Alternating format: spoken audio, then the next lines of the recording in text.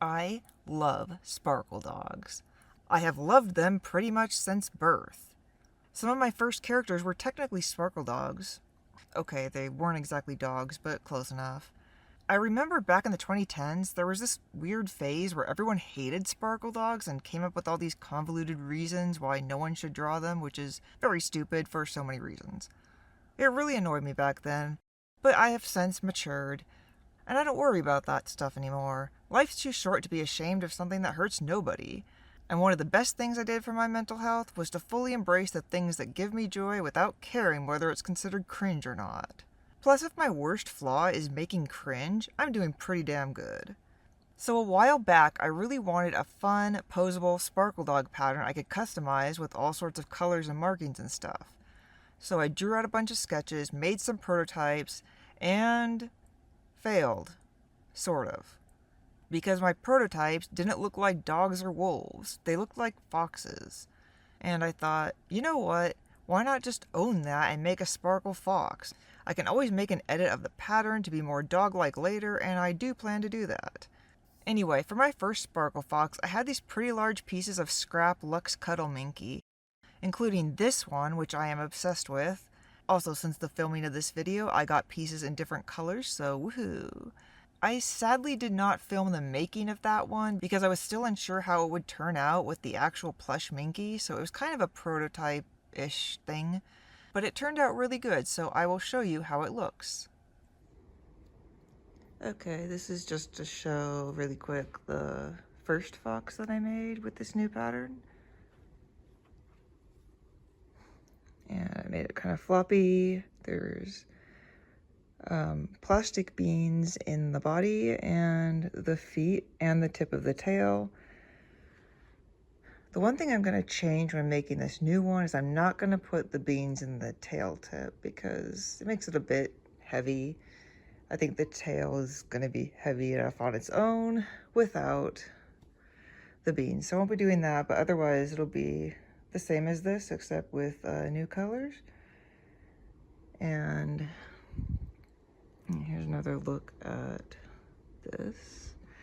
And this is, I'm going to make more sizes of this. This is like going to be the medium size. The one I'm doing for this video will also be a medium size. Also,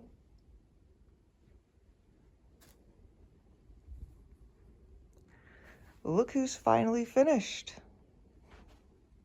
I had this striker as a work in progress for way too long, but he's finally done.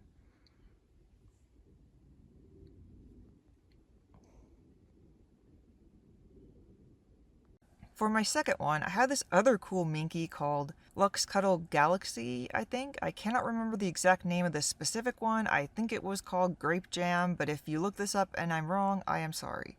And I thought it would be cool to go with this light green so it could be like different kinds of grapes. Since this fabric had a much different and shorter texture than the other one, I was curious to see how it would turn out. After all, I made this pattern to be able to be used with all sorts of materials. So I got the embroidery ready, cut out all the pieces, and was ready to begin. Okay, here are all the pieces for the next fox. There's an eye, there's the other eye, and yeah.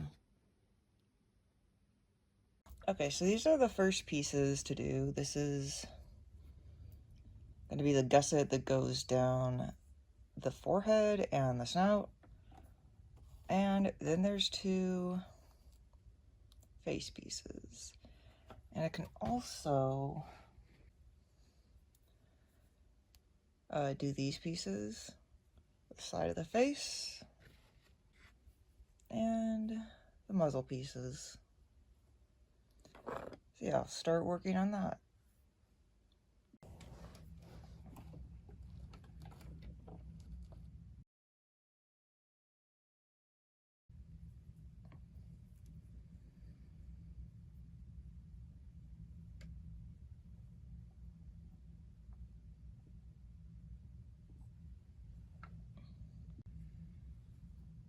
Okay, I'm actually going to sew the face pieces together first because this is one of those patterns where it doesn't really matter the order.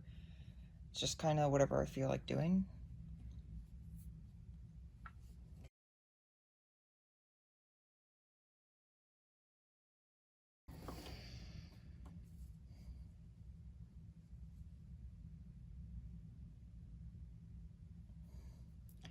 Now I'm going to sew this dart here and then sew the other side and then move on to attaching it to this.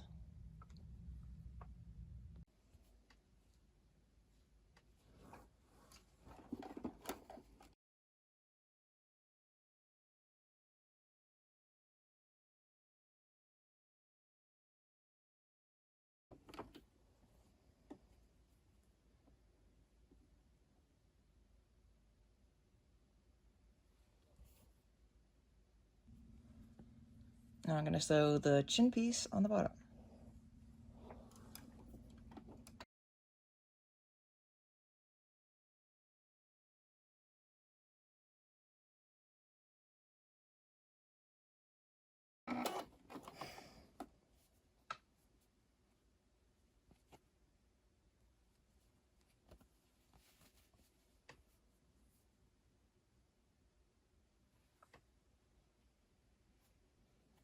Okay, here are the back of the head pieces, and I'm going to sew it to the front.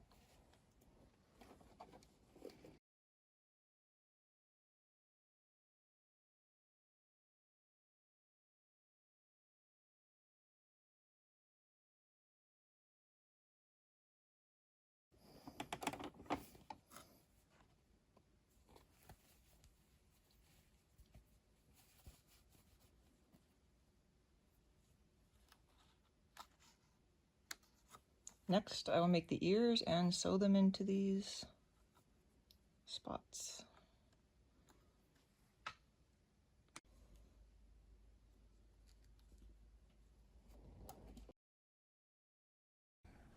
Luckily, the ears are very simple, just 2 pieces and done.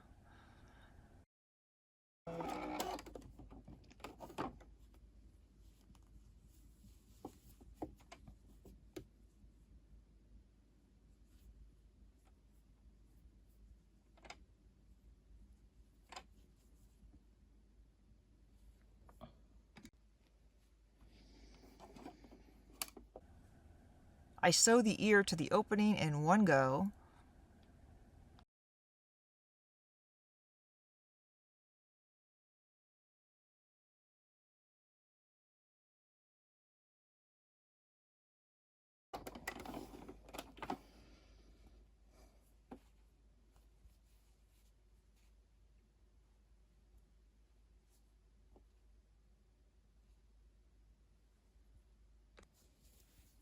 Okay, here's the body with the color change sewed on the legs. Here's the inner front leg, the inner back leg, and the other sides, and I'm going to sew it to this piece.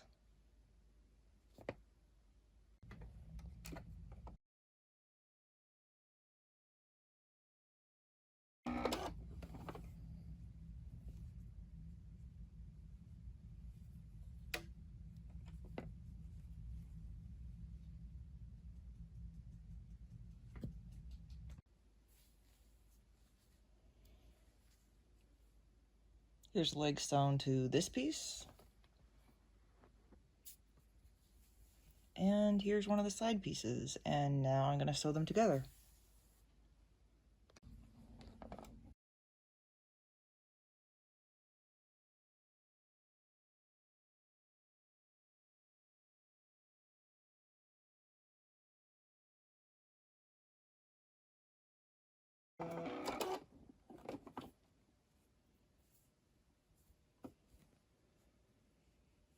Here's the first side of the front leg, and this bit right here will attach to this and form the gusset for the shoulder.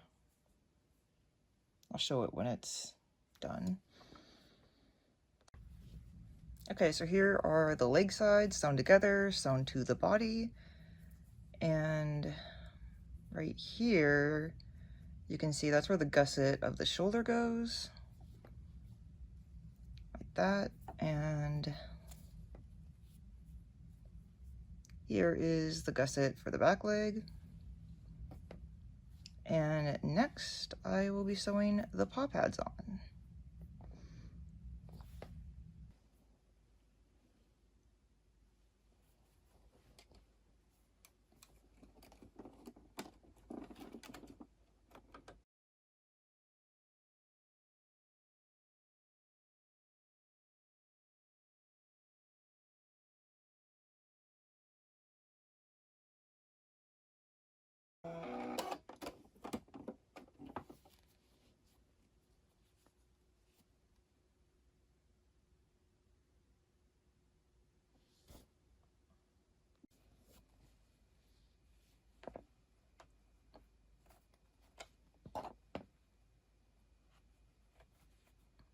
paws.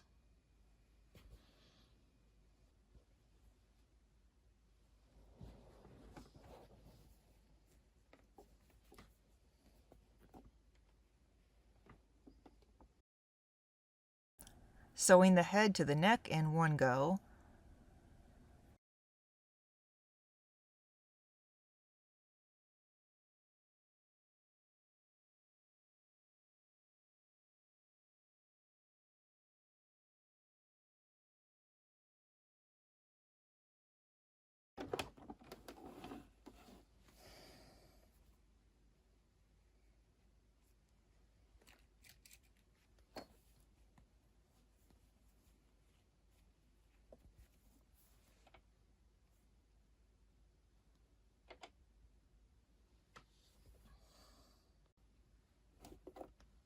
Tail pieces.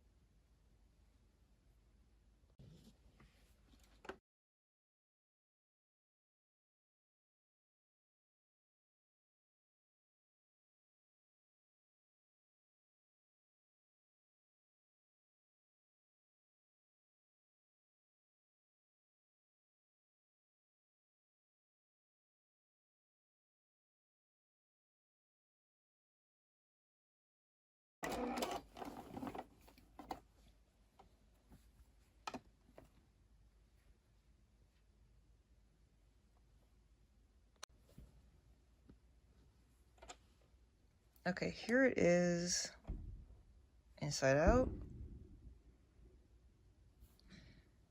And the tail is inside the body because with these kind of things, there's sometimes a problem where, for example, the ears, they're kind of this triangle shape. So if you stuff it, the stuffing will start coming out into the body.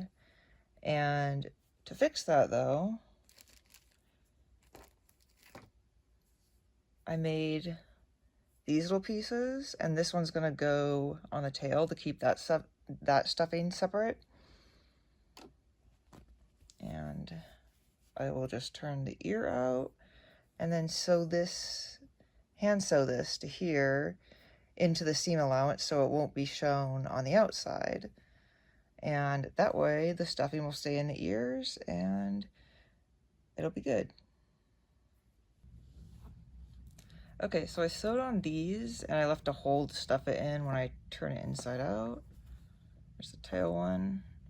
And now time to turn it inside out.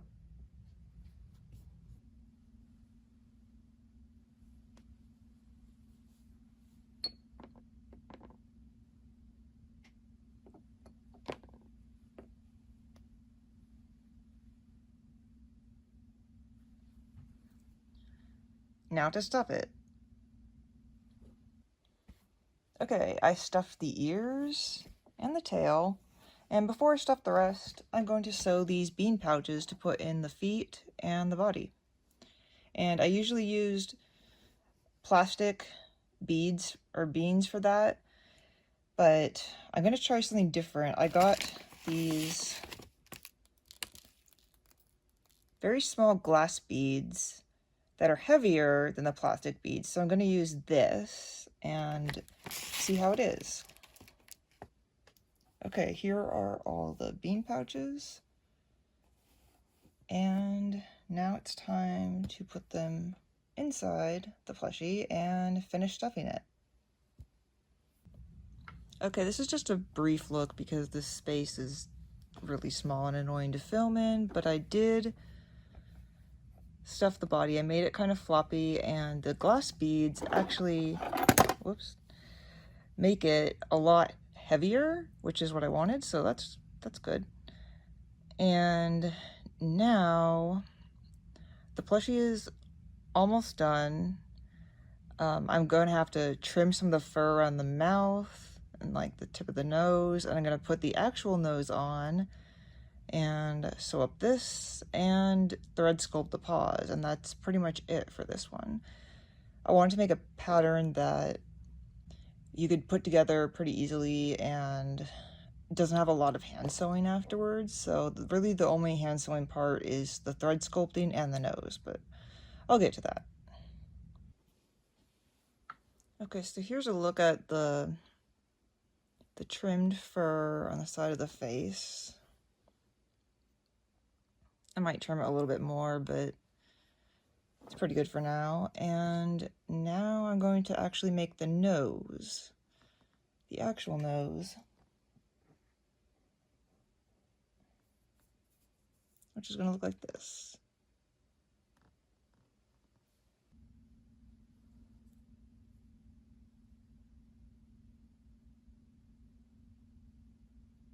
There's the nose. And I'm going to attach it to the face. Toe beans. So after thread sculpting the paws, the Sparklefox was finished.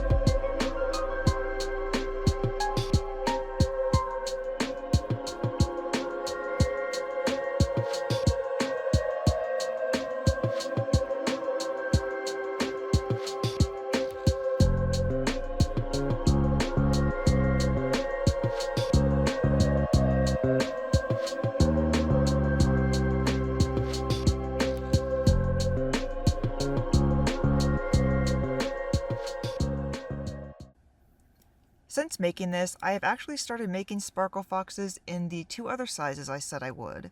I'm probably not going to film those as they're pretty much the same thing as this one, but I will post footage of them finished when I'm done.